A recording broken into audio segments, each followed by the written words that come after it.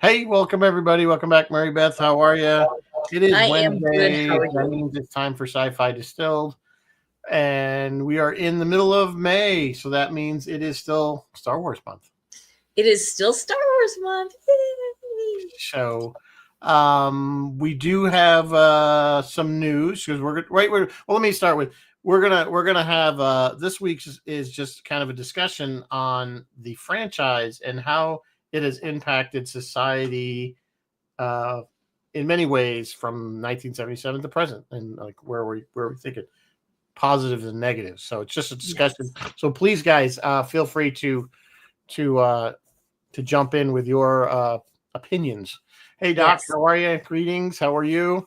Um, we do have news. I didn't ask you before. Do We we do have we news? do have news. The only news I have tonight is a series of premiere dates. So I'm just gonna I think we're gonna do for the news tonight. I'll go ahead and rattle off the premiere dates. And then I think you and I want to talk about something kind of Yes. special today. So Andor has just finished. No spoilers. It's getting accolades. So I want to finish those last three. And next week, guys, I think we're gonna talk about Andor. Apple TV is about to debut Murderbot, starring Alexander Skarsgård. It will be Friday, May 16th. That's this Friday, with 15 critic reviews in so far. Murderbot has a perfect 100% on Rotten Tomatoes. Let's see if it goes down once it debuts. And when we're talking about Apple TV, Foundation Season 3 is set to start on July 11th. Peacemaker Season 2. I'm very excited. Peacemaker is, imagine if DC looked at Marvel's You Deadpool just and said, like hey, the we want dance one in of the those. beginning. Yeah, and the dance in the beginning. That weird. So Peacemaker's kind of different, but their funny guy, I guess. I really enjoyed Peacemaker Season 1, so I will check out Peacemaker Season 2, August 21 on HBO Max. Alien Earth. I talked about this before. It's the Alien prequel that's happening August 12 on Hulu and FX. If you missed Sam Wilson's first outing as the Cap in Captain America, that will be on Disney Plus May 28. And I think that's all I got. That's all I got Yeah, for the news. only thing I think I'll add is Fallout season 2 has Yes. wrapped. Oh, That is yes. due to be released in December, and season 3 has already been greenlit to be Oh, made. good. So good I stuff. really Good enjoyed stuff, season one. especially if you're a So, Fallout fan. I think it's pulling in people that like the even if you're not a fan of the video game. I think it was the first season was done so well, and then um, clearly from the trailer, they're going to end up in New Vegas, which was a whole 14. game in and itself, which has a huge following. It's Fallout New Vegas, so I think they're doing the right thing and trying to follow the games, kind of like The Last of Us, which is running, and we haven't really talked about Yes. that. Maybe we'll do. And we should. We should. We'll probably do a show on The Last of Us once this season wraps up. They are following apparently the video game lore pretty closely, from what I understand, or what people have told me. So. Yes. On that note, we do have some sad news. Those of you that may or may Dear. not know, from the set tour, our good friend Sue Cross has passed away. She lost her fight with Yes. cancer from the second time around. Sue, if you knew her, if you have gone up to, she was always at the front desk. She's at the She was cashier, at the just register. such a great person. We loved her. She always made me laugh. And unfortunately she passed away on Mother's Day, just past Sunday, I believe, right? Yes. Or the Yes. night before, I think, actually on the Saturday night from the beginning. But we are taking donations, basically. Our crew, if you're interested, you can send me a personal message. So basically the volunteers up there are kind of pooling our money to give a nice big donation to the Ticonderoga Fire Department Ladies Auxiliary, Which Sue was a and member which of. she was a very active member in. And so we're going to give them as much as we can raise in the next week. She's having or she's not having it. They're having a, what do you call it? Celebration of Celebration of life. life on the 22nd, which is Thursday, right? Yes. 1 to 5 at the Yeah. Firehouse in It'll be a big Ticonderoga, which finish. of course all are welcome to come to that if you can. Yes. So rest in peace, Sue. We will definitely miss you. So, We and I'm going to will. stop that before I start crying. I know. Every time I think about her. Because I she really, tried to it is put quite a loss. It's such a loss. It's not going to be the same without her at that desk. yeah.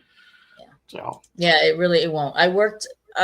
fairly closely with Sue. So if you guys don't know, she was the daily operations manager, and I'm just the event manager. So I only work on events, but we had to work pretty closely sometimes for that when that stuff intersected. And yeah, she was very funny. She always made me laugh, and we found we had a lot in common, and I loved working with her. And so yeah, it is. She really held that place together. She really did. She did. Guys, I tried to post her a bit in the chat. I don't know if that's coming through or not, but you guys can take a look. Link seems to be there. So like I said, if somebody wants to join in on that donation, just send me, if you're not on the crew page of the Truck on the Road or crew page, where the information is, just send me a personal message to the Sci-Fi Distilled address, or to, if you know me, then or you're friends with me on Facebook, then you can send it to that way, and I'll let you know how you can donate. Any amount, of course, is fine. We're not setting any limits or anything like that. So, okay. So with that, let's raise a glass to Sue. Are we drinking anything tonight? We are drinking, and I don't know if Sue drank or not. I don't know if she's much of a drinker. I don't think she did. I don't think she was. But anyway, this is the little Star Wars theme, The Frost Awakens. You get the thing. Bayou rum, coconut milk, pineapple juice, and fresh orange juice. Yeah. That sounds delicious. I like anything with coconut milk. Tropical. It's not very frost. Almost a pina colada, but not quite. Yeah. I'm running out of I was going through, it's funny because I'm running out of Star Wars cocktails. I'm like, well, here's one. And I'm like, oh, we did this one already. We did this one. We can just invent one. Anyway. Just call it whatever. Yeah. So anyway, so Star Wars 1977, we've talked about this so many times, and the impact that it had on the world. And I'll say that. And I know sometimes the younger generation starts to kind of say, hey, quit gatekeeping, blah, blah, blah. But those of you that saw it back then were those were the kids. I was 10. You know what I'm talking about. You know how it was watching that movie for the first time in the theater, what impact, because I think what it did in 1977 was it was so well received by everyone, by like every generation, pretty much. Yes. By any walk of life, by any, whether you were a jock, a nerd, you name it, and everybody loved that movie. You know what I'm saying? I'm sure there were people that didn't like it, but they were in such minority. It wasn't. It's not even worth the error on the statistics. You know what I'm saying? It's a little small. And I think if you watched the movie 5/25/77, you saw that because it was all of that town kind of coming together, not only to support Patrick Reed Johnson, but to be part of that movie and be part of that screening. And I know how it impacted. So, of course, it became a huge. It also changed Hollywood in a lot of ways. We looked at, one of the things that we became was the merchandising. Before Star Wars, there wasn't a huge amount of merchandising off movies like there is today, where they'll sell you anything. Spaceballs, the flamethrower. It's true though. It is true. Yeah. And the dog, sorry. But yeah, so but that was again, and I think that was Lucas. I think he ended up taking just like a percentage of the sales of those toys or something. And yes, and suddenly studios and producers everywhere were like, we can make money off of this. All of a sudden, Kenner couldn't produce those toys fast enough. I mean, it was just, it was crazy because, you were a little younger than me, but I mean, a lot of guys, you remember when they came out with the certificate, and if your parents would buy the certificate, I don't even remember how much it was. It was probably like $15 maybe. Was it a down payment? Was it like a deposit, or was that you bought the certificate, right? And then you sent the thing in to Kenner. And they wanted to be able to give kids something at Christmas. But they didn't have the toy. They knew the toys weren't going to be ready by Christmas. So what they did was they came out with this. The parents could buy the certificate. They give the kid the certificate. The kid sends the certificate to Kenner. And when the toys were available, it was like 4 or 5 of the figures. It was like Luke, the droids, Obi-Wan, and like Darth Vader or something like that. they sent them all at once, like in a box. Boom. So it wasn't until like March though that you got these things. Yeah. But I bet you if you have the original certificate, it's probably worth. Yeah. Oh, I bet that'd be amazing. Just super quick before we go on, I can't help but notice that our chat is already at odds. Jeff is saying Isaac Asimov was the only one who hated it, but then Phil said no. I remember reading that Asimov stood up at the end of Empire, of course, you know how Empire ended, and said, "I want the conclusion now." Like he must have really enjoyed it. He was really into it. We all wanted I honestly have no idea what Asimov's opinion was. It's certainly, you know, when you look at Isaac Asimov and the stuff he has written, Foundation and all those, you know, iRobot and all those really hardcore. I mean, you don't get any more hardcore science fiction than Asimov. And then you get to Star Wars, which really isn't science fiction. Not hardcore sci-fi. It is fantasy, space fantasy. And, you know, I have no idea whether he did or not, honestly, whether he liked it or didn't like it. I hope he did, Rizzo. But to go back to what you were saying earlier, that everybody liked it, because it was such a simple, straightforward, because at its core, it was good versus evil. You rooted for the good guy, you hissed at the bad guy, or you booed the bad guy. And it was fun. And they just don't make them like that anymore. Yeah, you know, it's funny. When was the last fun? Maybe Deadpool, Wolverine, but I mean, you know, it's still, because I think part of the reason the movie was such a huge success was the huge leap in special effects. Yes, they mastered motion capture. The motion capture, but I mean, we had good special effects. You look at 2001, even, you know, those were done. 2001, Space Odyssey, Close Encounters still hold up. Close Encounters. But I think it was the combination of the special effects and the action that they were able to portray. We've gotten good special effects, but they never really got space fighting. It was always, you know, strings and things like that. You didn't really get, you know, even Star Trek, it was just a ship shooting at each other, but you never really got any dog fighting. But then you added those X-Wings and everything else. And really, I can't remember a movie since Star Wars where people still cheered when they blew up the Death Star. Yeah, no, me neither. Every time the crowd would cheer. Like, you didn't know it was coming by the 15th time you watched the movie. Yeah. So, you know. Just sorry to interrupt. Hola, Pablo from Mexico. Happened to look it up for some reason. He says someone's selling that certificate that you mentioned for only $120 on eBay. Really? I thought it would be worth more than that. Me too. I really thought it would be worth a lot more. I wonder. I don't remember. And maybe you guys remember, because I don't remember. I don't know if I actually got the certificate. I think, knowing my father, he probably wouldn't have done it until he actually, you know.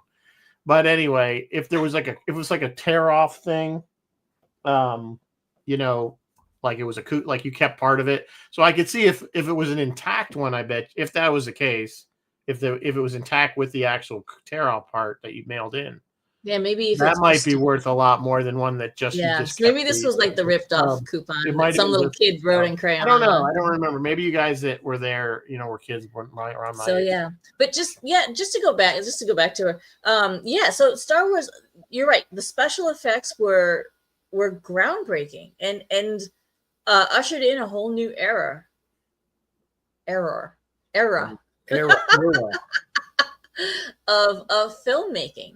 And do you know how many movies have what I call the trench run? Like movies have a chase scene, and usually it's either in a trench or cruising. Like said, that was not a Star Wars thing. They used that in World War II movies prior to that. The trench run. Yeah.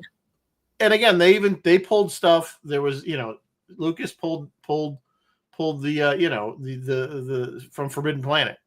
You know, the swinging across the chasm, those deep chasms in space stations for absolutely no reason that it's there, but that came from Forbidden Planet. That's where we first saw it, the giant machine. That's right. We saw the city, like that city that they were walking through. Yeah. So you know, why have this giant chasm or chasm, whatever it is, in the middle of a space station, even though it's as big as a moon? Like, what is the purpose of that? You know, I mean, if it's for ventilation, you think you could come up with something that didn't have a little flimsy bridge. Clearly, there was no OSHA, by the way, in Star Wars, because nothing that was dangerous had a rail. The gun, the guys that worked inside the right. gun, The beam goes inside right the past him, like and singes they off kind of their duck. You remember they eyebrows. kind of like go Yeah, like yeah. that. It's like, and then, you know, how much would it cost to put a little rail here? Just a rail. Sue is saying Top Gun had a kind of a church. Harry Potter had like a church. So many movies have a Yeah, church. yeah. Well, that, I think it clearly in the second the current Top Gun, that was clearly a homage to the Star Wars trench run. So they killed it with the special effects. The second thing they did is they kind of introduced the world to the concept of a franchise. I don't know. I mean, there were serials. There used to be serials. Well, I mean, Jaws would be considered because there was at least 2 movies by the time Star Wars. Because I don't know when Jaws 2 came out because the original came out in 75. I don't know when the second one, but there was definitely sequels. Obviously, look at Planet of the Apes. I mean, there was at least 5 movies. Yeah, that's true. Planet of the Apes, 1978. Jaws 2 was 1978. That's interesting. Yeah, it wasn't as good. Interesting. And then anything after the second one we don't speak of. But you're right. But it was a whole new model for franchises because the film's success led to the sequels and the spin-offs and the blah blah blah and everything that we have nowadays. I'm going to put up Phil's comment here. So this is the difference in the films of the times of both era were dystopian, like ZPG, Logan's Run, Soylent Green. You're right, Phil. They were kind of always kind of dark, and it had not a very happy thing. And I think that's probably part of why people really locked into Star Wars, because it had this. Yes, it was good against evil, and yes, they blew up a whole planet, but it was that good triumphed in the end, and you know there was that positive, you know, ending, so to speak. Yes. So you know, but then we move forward, and of course they get in. Of course, they're going to have to do the sequel, and then we get to Empire. And he did the sequel right. He did it right. The Empire ends on not a happy note, and I think that was absolutely the right thing to do. I don't think it would have been the smash that it was if it had ended all happy. No, you're right, and I agree, and I think we've talked about it before. I think Empire was a better film. Yeah, I agree. But I still love the original. Is still in my heart. The original Empire are awesome. I'm okay with Jedi, but not with Ewok. Like I skipped. Well, he got because and again, keep in mind, Lucas has always said he made the original film for children. For children, I know. And then they realized how great marketing. The only one that, like you said, Empire didn't have the cutesies other than the droids. I wouldn't call the Ugnaughts a cute little. Empire have anything? No, nothing that, because you had the Wampa, the big snow. The Wampa. We were on Hoth. It was just a lot of it was a lot. It was as Yoda. Maybe Yoda was sort of maybe supposed to be the little cutesy part because he was little dude. I guess. I don't know, but you didn't have it. But then we got the Jedi and we got Ewoks. Yeah. So and I know a lot of people. There's a lot of hate for the Ewoks. I didn't really have that much issue. What I had a bigger issue with was when he redid Jedi, and he added a ton of goofy aliens to Jabba's palace. Jabba's palace, and I'm like, that was gratuitous. Just to get more, sell more dolls, sell more whatever, and so I honestly I feel like Ewoks were just, they all realized toys sell, let's make a toy, and so they literally designed it to be a toy. And I know you've all heard the story. I know you've all heard George Lucas tell the story, like, well, I always imagined a planet of Wookiees, but I couldn't do Wookiees, so I just cut them in half and made them Ewoks. No, I don't think that's really it. I think he just was like, you know what? Toys sell. Kids like toys. It might have been a little column A and a little column B. Yeah, going on there, because it probably was expensive to try to do a whole planet of Wookiees. Because that's true. Endor is very Kashyyyk-like, right down to them living in the trees, the tree, housing kind of thing, and that sort of thing. Yeah, he took a lot of his Wookiee ideas. Yeah. Yeah. So I mean, we didn't really see Kashyyyk until what? Revenge of the Sith. I think when we actually see it on a movie screen, we don't. I think it's the first time we see Kashyyyk is in Revenge. No, we did not see. No, not in Clone We Wars. saw it in Mando, or no, what was the one? Yeah, where but I'm talking ghost about the called first time we John? saw it, which I think is definitely Revenge of the Sith. I could be wrong, but maybe somebody feels like I looking just it up. watched Revenge of the Sith. I don't think we saw Kashyyyk. I don't think we see Kashyyyk till like the Yes, TV you show. do, because I think that's where Yoda is at the very end Oh, when they start to attack. They're in the middle of the war, and then not Yoda's at the end is oh. obviously back on. Yeah, he is with multiple Wookiees at But the. Yeah, he's with a you're bunch of absolutely right. Wookiees. I think that's He's Kashyyyk, with a couple of Wookiees. because Yep. we know Kashyyyk got to take over because then the Emperor enslaves all the Wookiees. Yes. So which is how Han and Chewbacca get together. Yeah. Anyway, regardless, we're kind of a Anyway. little bit off topic there, but That's good. hello. So welcome. yeah, the special effects, it is an incredible franchise. The next thing it did was it and Jaws and a few other movies of that era sort of introduced studios to the concept of the summer blockbuster. And it paved the way for the blockbuster model, where studios were focused on like high budget, visually spectacular things for the summer. You know what I mean? Like, I don't think they really had that. I almost would say that Jaws was the one that brought that around. Yeah. Because Jaws is another interesting phenomenon. It's very similar in some ways to, it obviously wasn't as big as Star Wars, but it was a huge movie in 75.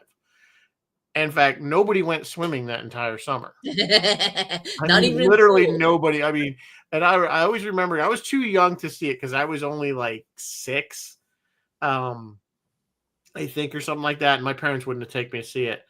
And my sisters went, and they were terrified. So that was like not taking the little. And Jaws was 75. Jaws was 75. Jaws was 75. Okay. So I just remember, because remember AM radio was the thing back then, and I remember listening to AM radio, my little tiny transistor thingy, and I remember the DJs there. You know, they used to do radio contests, and one of the things you could win if you were the 7th caller or whatever was a shark repellent kit. I mean, did you live inland? I mean, I lived in Southern Connecticut, so yes, you could. We went to the beach. It was Long Island Sound, and yes, there are sharks. Enough, yeah. In fact, we weren't that far from where they shot the actual movie. I mean, that was Nantucket. That was Nantucket, so it was just up the coast a ways.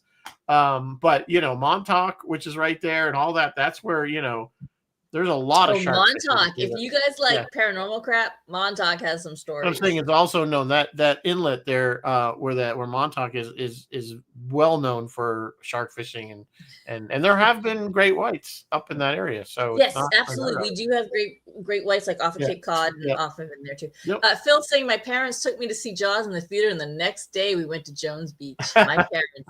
Making therapists rich again. Nobody. I mean, we were afraid to go. I remember we'd go up to my aunt and uncle had they lived in Oneonta, New York, which is pretty far from the ocean, but they had a lake cottage, and still didn't. No lake, water, didn't matter.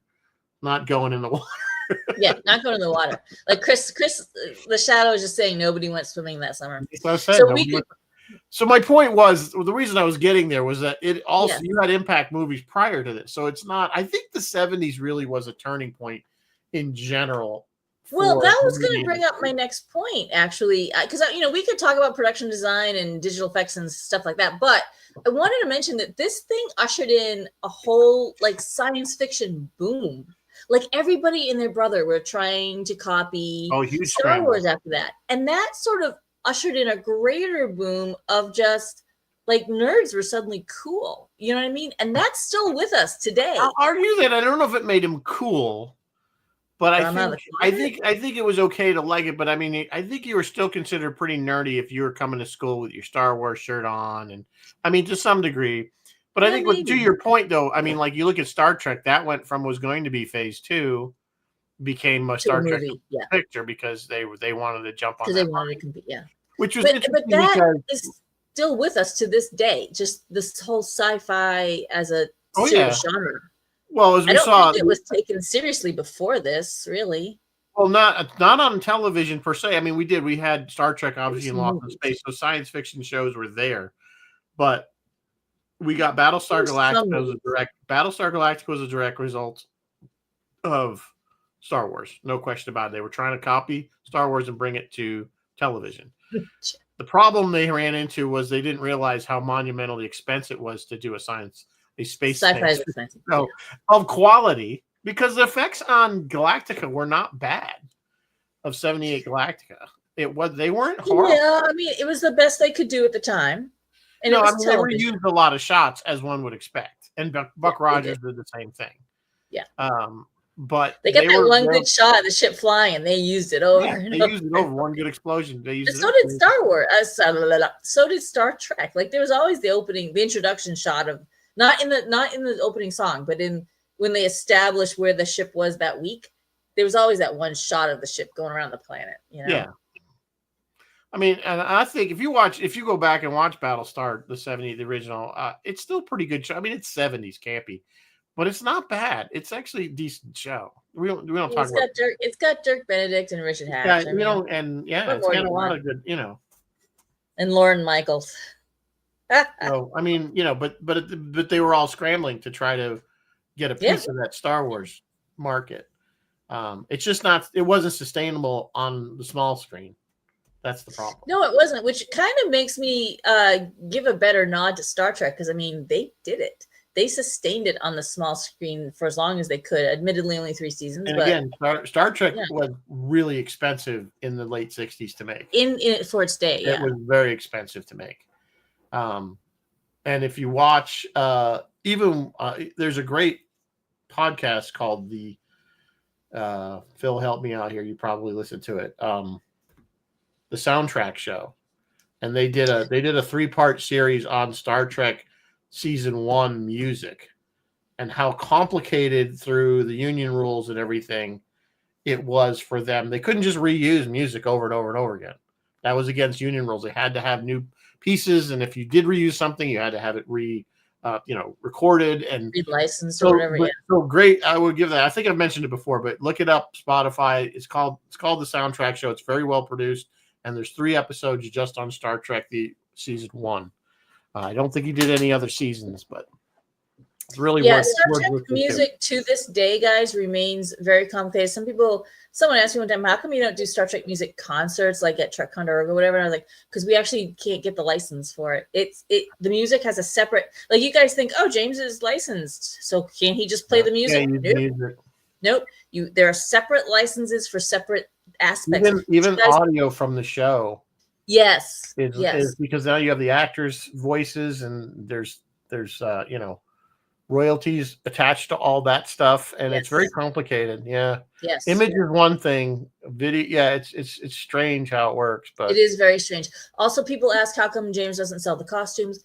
The costumes have a separate license, so it is the whole thing is very complicated, and I don't want to touch it with a 10-foot pole. So. Yeah, no, I mean you're right, and that's why when we got the animated series, it had that horrible Filmation music. Yeah, it had Filmation instead of Alexander Courage's music that you do hear in other cartoons. They didn't want to pay Alexander Courage for that music for the Star Trek. Yeah. So that was done under a very tight budget, and that's why Walter wasn't part of it. In fact, we almost didn't have Nichelle or Jimmy Doohan in it either. I think it was Nimoy and Shatner, at least Nimoy, that kind of said, "I'm not doing it if you don't have them doing it." Yeah, and he got everybody, but they drew the line at Walter for some reason. So anyway, Walter wrote one of those episodes. He did. That was why they were so good, though. They had a lot of the original writers write those things. But David wrote one. DC wrote one. Yeah. Walter wrote one or 2, maybe just 1. Yeah. So anyway, Star Wars ushered in a science fiction boom, and it's with us to this day. Yeah, I mean, Star Wars. It wasn't just all the the technological aspects of filmmaking. It affected our culture. Like Simpsons, if they make a reference like "that's no moon," you know what they're talking about. You don't need. Well, it was funny because someone goes, "Luke, I am your father." You know what they're talking about. I said something. I think it was Alex I was talking to. I said, "Stay on target," and And she's like, "Oh, that's just an old saying." I'm like, "It's an old saying because it was from Star Wars." So stay on target. Stay on target. Stay on target.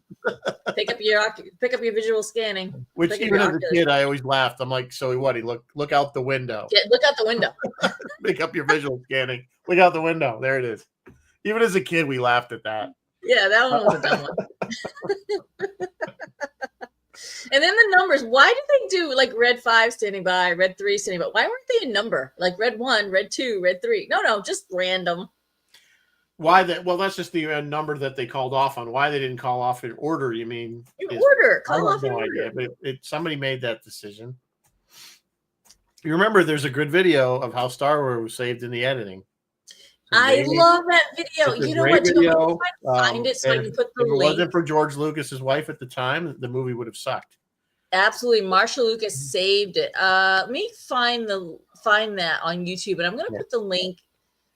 It was saved in the edit. I'll put the link in the chat. You guys should all take a moment to watch this. It is fascinating. So the interesting thing is the impact did last through the 80s.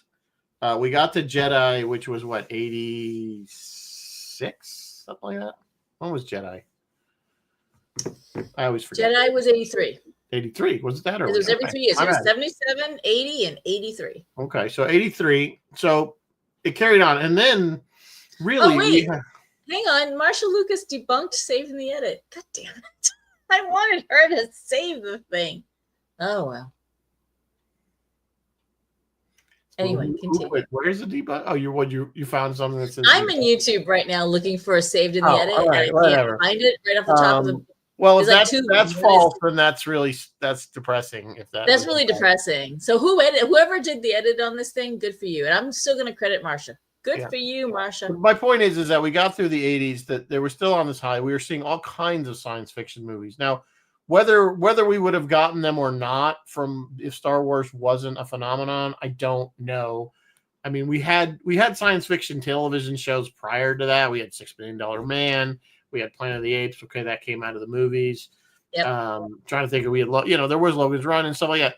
So there were sci-fi shows that were being produced all the time. It just and like $6 Million Man was very popular, and that was very popular across again a broad kind of it wasn't just for kids. Adults would watch. That was considered an adult show. So there was that, but can we credit things like the Terminator?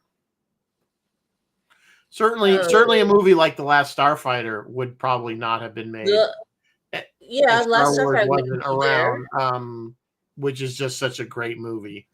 And I think we'll talk about that for a minute. I think The Last Starfighter was definitely a derivative of Star Wars because it latched onto what every kid's fantasy was at that time. I'm going to go be was to come and say, we need you to go fight Zerg and the and Armada, whatever it is, on the frontier. And, it was just the same, what I'm saying? That's what have that dream.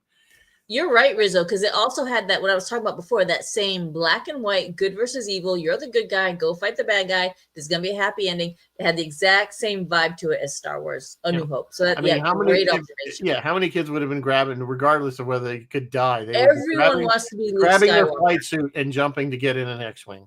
His X-Wing, So, it definitely had impacts. That was certainly a movie that I think you can draw a direct line to Star Wars. So, but then we had this desert of material. We had nothing, really. There was the 90s. They came out early 90s. They did the reboot, if you will. Not the reboot, but the re-edits, which didn't go over really well. With a lot they don't go over well. With a lot of the original fans, so to speak, us 77ers. Because, again, why it's like somebody took your grandmother's favorite recipe and fancied it up, And she had to kick out potato salad, and someone came along and put raisins. It may look better, it may smell better, but it's not the same thing. It's not grandma's. doesn't have the same feel. And Yeah. I think that's really what it is about. And that's never, to my knowledge, maybe nobody's gone back and I mean, you get the director's cuts, but nobody's gone and completely, like, literally changed the movie. Change things, change plot points. Yeah, and then added Or scenes. not major plot points, minor moments. Yeah, and I get it that Lucas is saying, we well, all I would have hated done this back then if I had the technology. That's why we all run around going, Han shot first. That to me was the most egregious mistake that they made. There were a few little Han. So look, when he's running and he runs around the corner and suddenly there's like a whole battalion. I didn't like there that. There was only like 5 or 10 guys the first time. Fun. Yeah, I know. I just watched the original cut and I'm like, it's still better.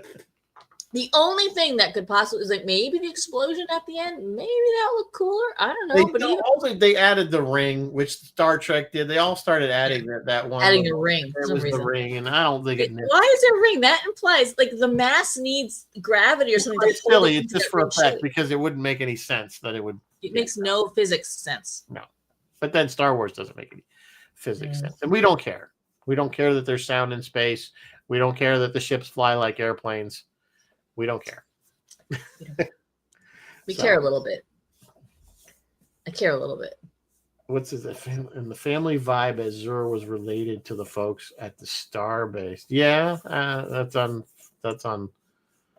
Last Starfighter. Yeah, that's true, Phil.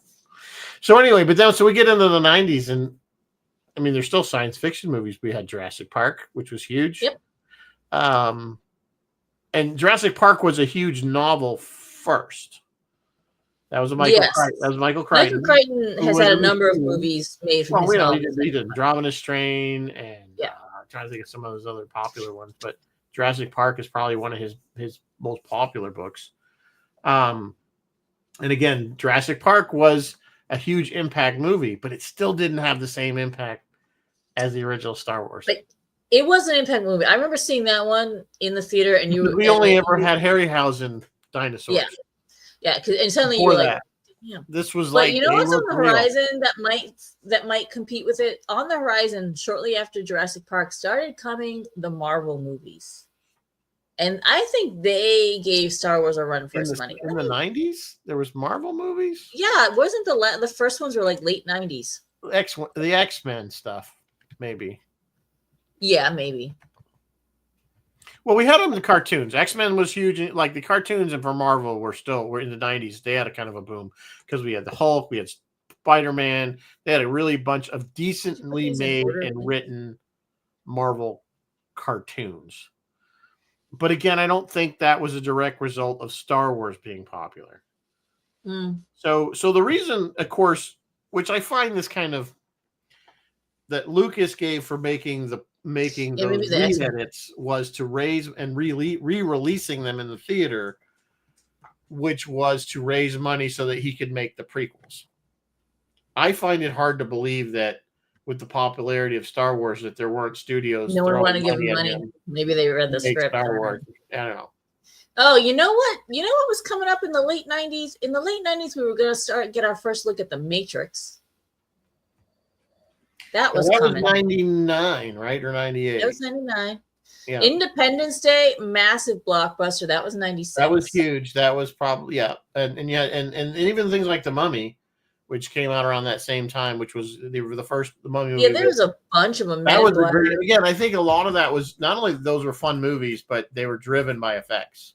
Yeah. The original Matrix again was a game changer with the what they call it, the cameras that they used I forgot what they call that, but the slow motion. Yeah, so the whole thing with the bullets and they're doing all that. They have a name for it. Bullet time. I think they called it bullet time. Yeah, but there's the way they did the effects of the fighting where they kind of flew. Oh yeah.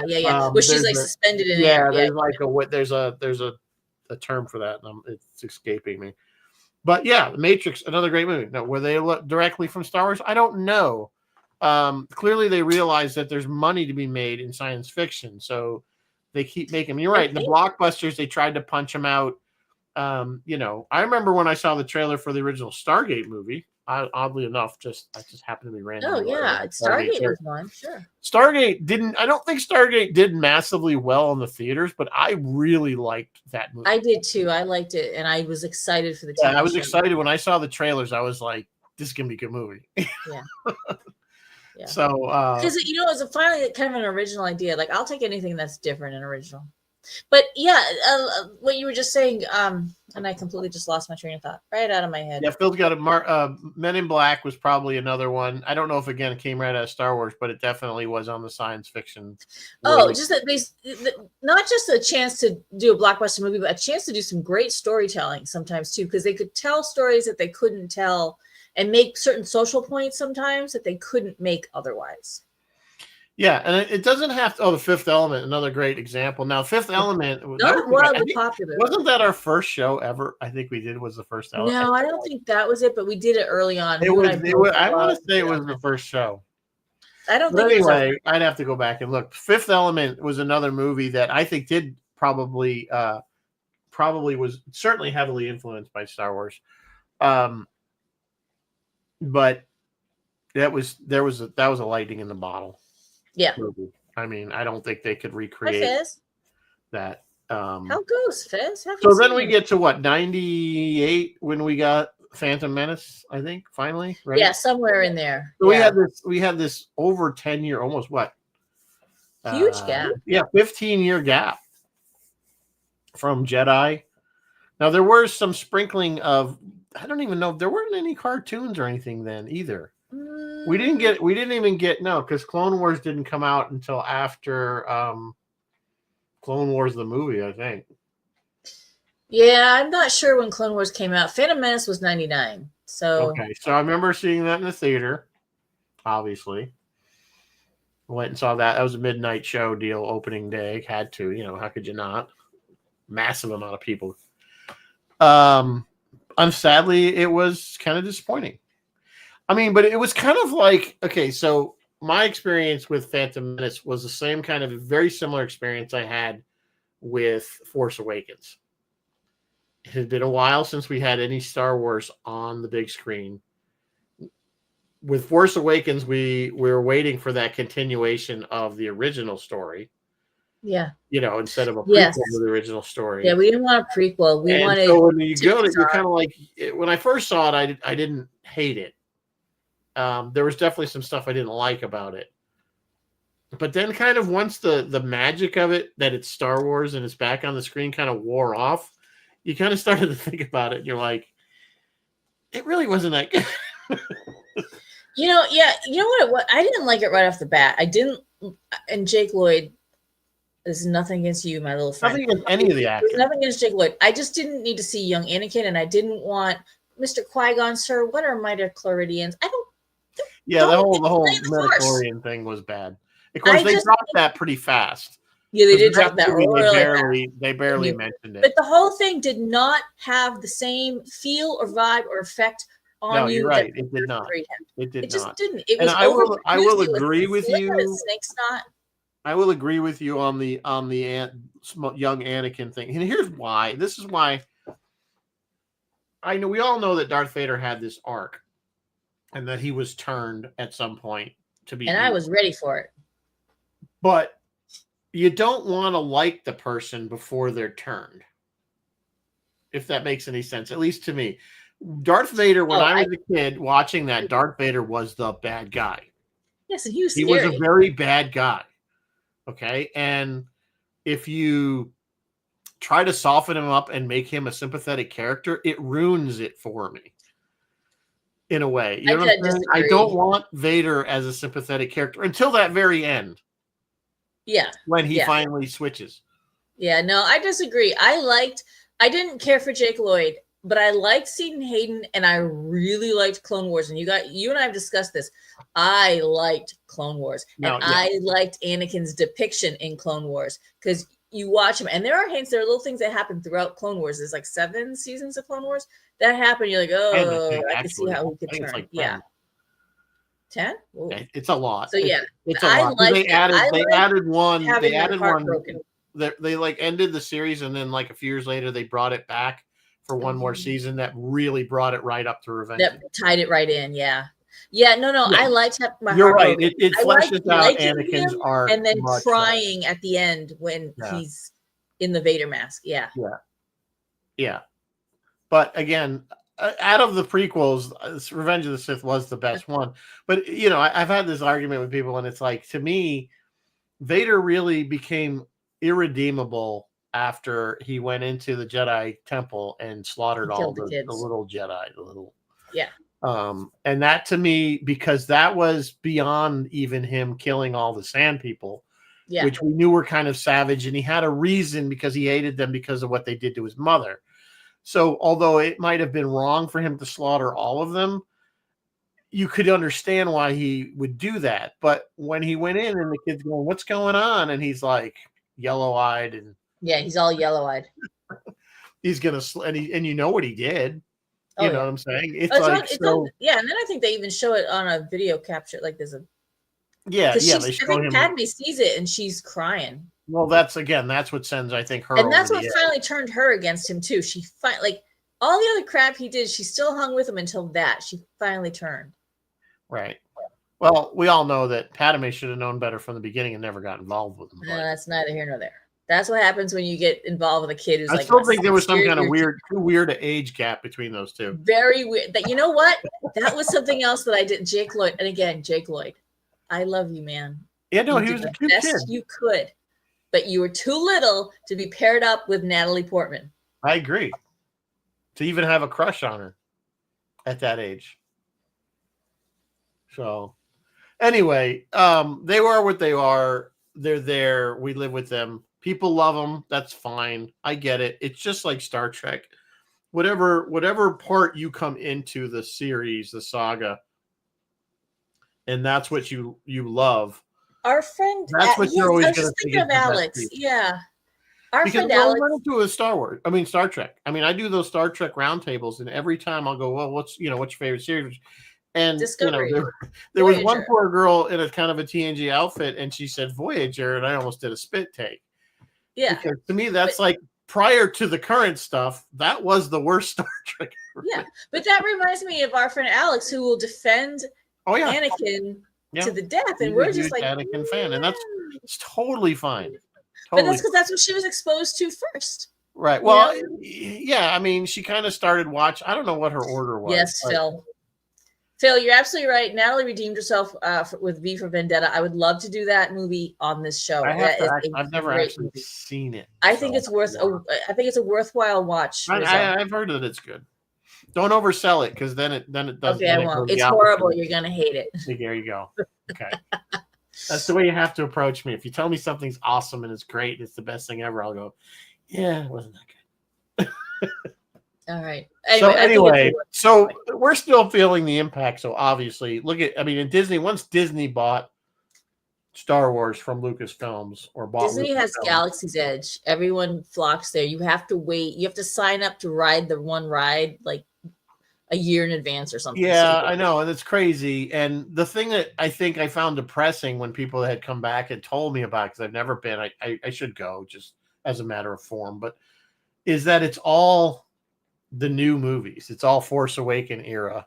It's not A New Hope or Jedi or whatever. It's all, and they're like, oh, I guess somebody asked, like, where's like Obi-Wan and where's Vader? And they're like, oh no, that's over at the other park. There's one little display or something with the original movies. Yeah. And it's like, no, that the only thing that's really there that's from the original, I guess, is the Falcon.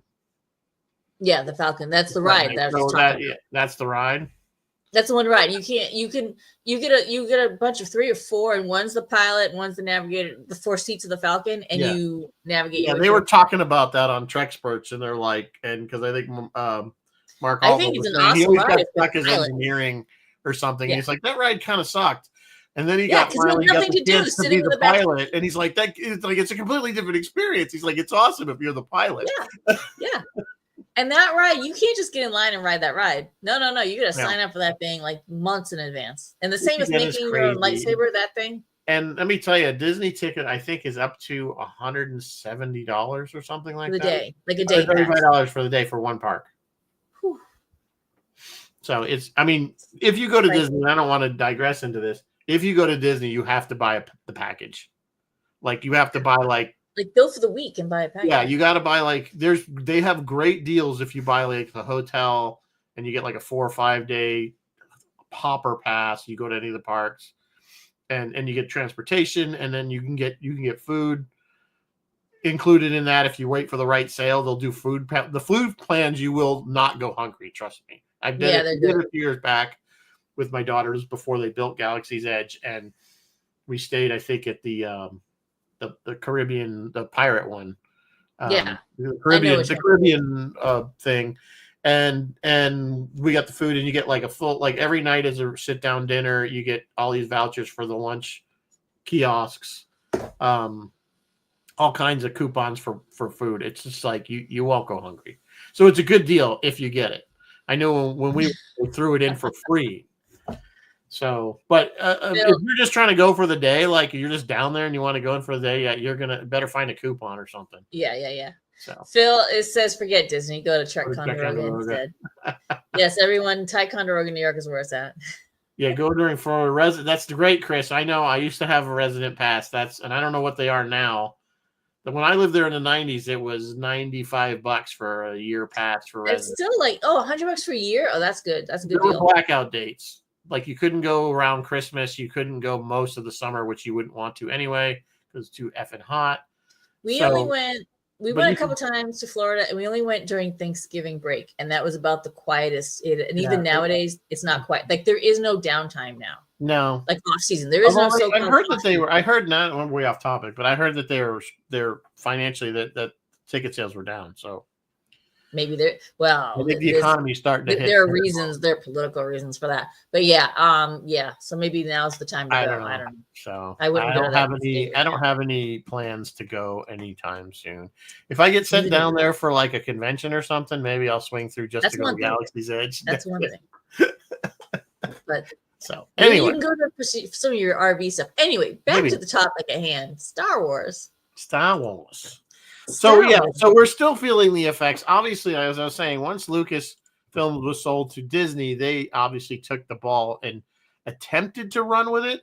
I think sometimes they run with it, and sometimes they definitely fumbled a few times, more than once. But like I said at the top of the show, I've not seen the last 3 episodes of Andor yet. I'm dying to see them. I've loved it so far. So I think that just dropped. No, they're dropped this week. Yeah, they just dropped the last 3. Just dropped. Like today. Yeah, last night at midnight or something like that. Yeah, because I just watched. That's a really good example of one thing they did really well with. Acolyte is an example of something they did not do well with. Well, again, people loved Mandalorian.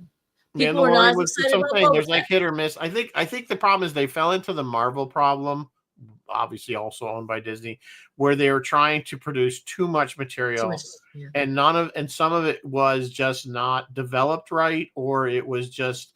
Let's throw a whole bunch of money at the wall and see what sticks. And I think the Acolyte was exactly, and I don't know what they were thinking with what they spent. Book of Boba Fett is number one. Book of Boba Fett was just. It should have been better. Boring. And it didn't fit what going back to those of us that remember Boba Fett from Jedi. The character is established. And stay with that character. Exactly. Don't change him. They changed the character, and I don't even care if they mellowed him out a little bit. Because he's older, Yeah, that part didn't even necessarily bother me. It was the 3 episodes of his journey with the Sand People. Right. Why do we need all that? Why do we need? It was and also, and then there was the whole 2 episodes of Mando episodes. Yeah, there was 2 Mandalorian episodes in there. 2 Mandalorian episodes in the middle of that. So yeah, that was kind of just weird. A mess. And the Ahsoka, you know what? Then just to put the nail, just to keep beating a dead horse, the Ahsoka show was not. It needed to be tightened up. I think it needed to be tightened up. It was okay. It was okay. It wasn't horrible. I liked Kate. It wasn't horrible. Bo-Katan and stuff, but yeah. But it needed to be tightened up. There was too many dead time, moments in it. It just nothing really was going on, or it was too much talking. Again, Star Wars is kind of action based. Yeah. So it's like, but even like in Andor, I think when the best episodes are when stuff happened. I think there was like the one episode, and I was kind of joking with my wife. I said, "You were mad about the wedding episode." If you had to, that might have been one of the episodes. The wedding, I thought they just dragged it out too long. But Yeah, it's fine. there with was the one wedding. episode where like things progressed in the story but it was the only way. There was two people talking to another scene where two different people were talking to another scene where two different people were talking. Well, To Rizzo, another I'm going scene to where gently two other- remind you. And I'm like, nothing. There's no action, but Star Well, Wars. I hate to tell you, is kind of action. yes, but based. this is Star Wars for adults. It is, and that's why I don't mind the little monologues once in a while, but you got to break it up with more. And that's the kind of a thing I've seen. This theme. I was okay with Skeleton Crew. How like we all love. Oh, I shouldn't say we all. I don't want to put words in people's mouth. I love Game of Thrones, right? Game of Thrones was amazing. It was great. And then they came There was out a lot of talking in that one too, though. There was, but there was a lot of action and stuff happening. Think of all the times Tyrion was sitting there going, "I drink and I know things." Like, yeah, but that's you love him. You want to hear him do those soliloquies. but then they get to, and that last episode of writing again. Those were all based directly off Martin's books. House of the Dragon was a lot. But then they get to House of the Dragons, which is not written by Martin. And it was the same thing. It was like these two people talk, then these two people talk. I'm like, these, and I kept on get on an effing dragon and just go kill somebody. Well, they did. The one dragon. You see that one dragon get the little dragon? Yeah, I mean, when they did those scenes, the show was. The rest of it was talking, and then one scene where a dragon kills them. A lot of talking. You know what? That to me is grown-up adult television, and I'm largely okay with it. It doesn't bother me as much. To something, but you got to break it up. I don't know. I had a friend of mine in Tampa. TV that we've all Chernobyl. We all watched Chernobyl, and that was pretty talky. I mean, you know, a little anecdote. I had a friend of mine in Tampa. We worked together at the TV station, and he had a master's degree in cinema. And he was teaching on the side at the University of Tampa in the cinema class. And he would have me and a couple other guys go and preview these student films. And he's like, getting another opinion. And he would have the kid right there in the class, and we would critique it after we watched. And they were short. They were like, ooh, that's harsh. Minutes. And one of his main things, I didn't really say, I never said anything horrible, but one of his things was, he's like, okay, here's what you need to do. You need to shut up, get in a car, and chase each other. You need a chase scene in the middle of this movie. Well, he's like, all your movies are people talking. Do something different. Put some action in there. And I know what his point was. He's like, you have to break it up. You can't. I mean, if it's that kind of movie, it's that kind of movie. But even some of the most serious movies have some kind of the best parts to break it up, whether it be humor or some kind of action. Something happens. Yeah, I know what you mean. So anyway, that was the kind of, we had a good time kind of ripping these poor kids' movies apart. But here's the thing: is I don't have the wherewithal to even make a movie. So anybody, if you made a movie, more power to you. I never made one from scratch either, so I was just more technical. I was always more power to you. I'm not going to criticize because you're already that much better. Well, you were doing New Voyages, which is kind of the same thing. That's not the same. I didn't actually do. I just stood around and watched. Directing. I didn't direct. So anyway, but it's just Star Wars. That's why I said I love Andor. Don't get me wrong. I have very little negativity or negative comments or criticisms of Andor. Beyond that, those few episodes that were kind of, the first season was really good. This one is now that we're almost in those last 3 episodes, it really picked up. So that makes me realize that you really would not like Severance. Like, I don't think you should watch. Oh no, Severance. I watched the first episode and went, nope. Yeah, I knew. I'm out. It is very. Me and my wife were both like, nope, not. And we loved it. We loved it. The end of the first season, we were up off our couch. A lot of people didn't like the second season. Oh, I liked it. I'm not saying, but a lot of people didn't, and they didn't I'm like not one the of those ending. people. So I don't know. I don't care. Yeah. That's fine. I mean, everything doesn't have to be. I don't know why people. It's like if I don't like something, they're like offended by it or something. But oh no, not everything is for everybody. It's like it's like if you like it, that's great. I don't want to watch it, so Yeah. There's probably people out there that don't like For All Mankind, or probably don't like There's a lot of people that are not happy with the current Foundation. I like it. I read the books, and I realized the challenges. But I realized the challenges they would have had, and I've always said that about Foundation. I'm like, I read those books, and I'm like, how you could never make. I always said you could never make this into a movie. Like you just couldn't. It'd be too difficult to do. Case in point, Foundation. Yeah. on TV. Yeah, it is, but I'm like, it's not the books though. Yeah. It's just foundation in name. That's what I'm and saying. character. You still can't. You still You still can't make can't. this into No, a and I movie. said that, That's and the it's point. like so that's why I'm sitting there watching it, and I'm taking it at its face value, and not keep comparing it to the books. You know what I'm saying? I'm taking it as its own thing. Yeah. Phil says, I thought you really wanted to direct. I think I want to skip directing and go right to producing. I think I could produce okay. Producing is making other people do your bidding. Yeah, I don't have any desire to direct or produce, really. I enjoyed I think I'd be more of an I executive producer where I just come in and go, how's it going? Need some money? Here you go. All right, I'm out of here. Yeah. If I had money, but I don't have money. I got to kind of quasi-direct an insert shot that we were going to use one time in New Voyages, and that was fun. It actually was fun, but then we never used it. So. No, oh well. I mean, we did a lot of pickups for the last. A lot of pickups, yeah. For the show, for the last episode that never got finished. The one with when we go back to Yanada. There. Yeah, that's the one we never. Yeah, that was one of the. Well, there's at least two that you never finished because there was Bread and Circuses. There was that one. The Blood and Circuit, whatever the hell the was I doing a pickup shot for that episode? No. I remember we were doing pickup shots for Sue. Ask John. One. Yeah, Sue, ask John, what was the shot I did of his hands holding, I think, a blue uniform top, and there was goopy stuff, like it was a dead, disintegrated crewman, maybe? Ask John if he remembers that, and we were filming it. And what was that for? What I want to say, I think I remember that, and I want to say it was for the one that Richard Hatch was in. Yeah, it must have been. I'm not sure what the plot point was. Like, what was the plot point? I don't remember either because I wasn't there for the original, so I was just shooting with whatever. Why was I shooting goop? I remember shooting goop. I remember mixing. I was just all I was there was the light. I remember we were way off topic, but I remember Rob Morrow was because remember he brought in that kid that was doing the DPing, but Rob was pretty much behind him because the kid didn't. I forget the kid's name. He was really young. He was a kid. And he was, for some reason, they put him in there as temporary, like a DP, just to shoot those pickups.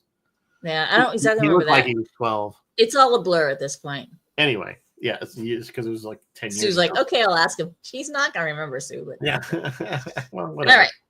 Anyway, it is after 8 o'clock. I don't think we even touched we got off on so many topics. But the point is that the franchise has impacted movies and television and is still really, when you think about it, it's still a big thing when they come out, even though it may have sucked. It's still, people are still looking to watch it, and you're going to have opinions. And by the way, I am enjoying the Tales of the not Bounty Hunters, the one that just came out, the cartoon that's the shorts.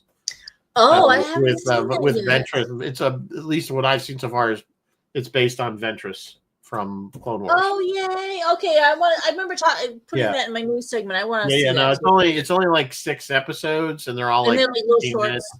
Yeah, they're like 10-15 minutes. So. Okay, all right, we'll probably binge that later. Yeah, we left out Ronald Reagan in his Star Wars program. That is true. That definitely, that's true. That terminology definitely did come out of the movie. No question about it.